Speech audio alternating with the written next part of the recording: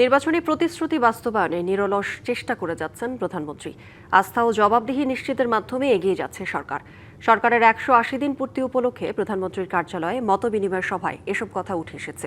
বলা হয়েছে, নির্বাচিত সরকার বলেই জবাবদিহিতা নিশ্চিত করা সম্ভব হচ্ছে। আর জ্বালানি সংকটের বিষয়টি সরকার গভীরভাবে উপলব্ধি করছে বলেও জানানো হয়। ২৪-এর গণঅভ্যুত্থানের ১৮ মাস পর অন্তর্বর্তী সরকারের অধীনে গেল ১২ ফেব্রুয়ারি অনুষ্ঠিত হয় জাতীয় সংসদ নির্বাচন। যাতে একক সংখ্যাগরিষ্ঠতা নিয়ে সেই মাসেরই ১৭ তারিখ সরকার গঠন করে তারেক রহমানের নেতৃত্বের বিএনপি।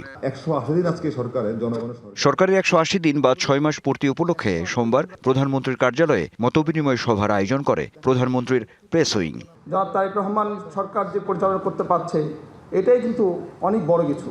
সভার শুরুতে সরকারের মন্ত্রী প্রতিমন্ত্রী ও প্রধানমন্ত্রীর উপদেষ্টা এবং প্রেস উইং এর পক্ষ থেকে বিভিন্ন কার্যক্রমের নানা দিক তুলে ধরা হয়। এই ১৮০ দিনে আমরা চেষ্টা করেছি, সরকার চেষ্টা করেছে এবং করে যাচ্ছে যে ভালো কাজগুলো করার জন্য, জনগণের কল্যাণে কাজ করার জন্য। জনগণের আস্থা, বিশ্বাস ও জবাবদিহিতা নিশ্চিতের দায়বদ্ধতা নিয়ে সরকার এগিয়ে যাচ্ছে বলে জানান বক্তারা। বলেন, মানুষের ভাগ্য পরিবর্তনে সরকার বদ্ধপরিকর।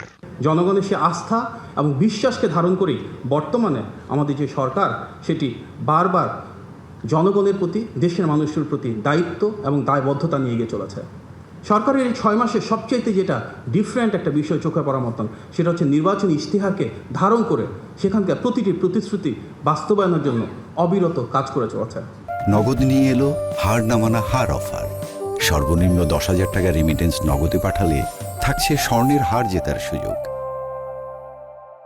ফ্যামিলি কার্ড বলুন, আপনি কৃষক কার্ড বলুন, আপনি খাল খনন বলুন, আপনি বৃক্ষরোপণ বলুন, নানাবিধ কর্মকাণ্ডের মধ্যে দিয়ে তিনি যে এই প্রতিশ্রুতিগুলো যেটা দিয়েছিলেন, সেই কর্মকাণ্ডগুলো তিনি অব্যাহত রেখেছেন। প্রশ্নোত্তর পর্বে গ্যাস সংকট, আইনশৃঙ্খলা পরিস্থিতি সহ সমসাময়িক বিভিন্ন প্রসঙ্গের জবাব দেন সরকার সংশ্লিষ্টরা।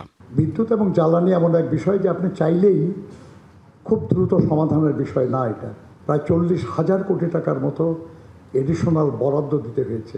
যত দ্রুত সম্ভব আমরা এই সংকট সমাধানের জন্য ব্যবস্থা নিচ্ছি। জনপ্রশাসন ও গণমাধ্যম কমিশন গঠনের বিষয়টিও পরিষ্কার করা হয় মতবিনিময় সভায়। প্রশাসন সংস্কার করার জন্য অন্তর্বর্তীকালীন সরকারের সময় একটা রিপোর্ট দেওয়া হয়েছিল, সেটাও আমরা লক্ষ্য করেছি এবং সেটা আমরা দেখেছি। আমরা খুব শীঘ্রই জনপ্রশাসন সংস্কারের জন্য আনুষ্ঠানিকভাবে একটা কমিশন করতে যাচ্ছি।